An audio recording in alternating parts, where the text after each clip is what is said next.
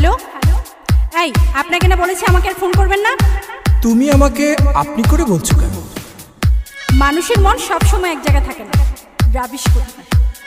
মাইয়া মানুষের মন আজকাল শেয়ার বাজারের মতো উঠানামা করে। হ্যাঁ, হ্যালো ডার্লিং, কেমন আছো তুমি? ভালো, কিন্তু অনেকক্ষণ ধরে তোমার নাম্বারটা বিজি পাচ্ছি। আর বলো না, অচেনা একটা নাম্বার থেকে আমায় ভীষণ বিরক্ত করছিল। রাখো তো ওসব কথা, তোমার সাথে কখন দেখা হচ্ছে সেটা বলো। ভীষণ মিস করছি তোমায়।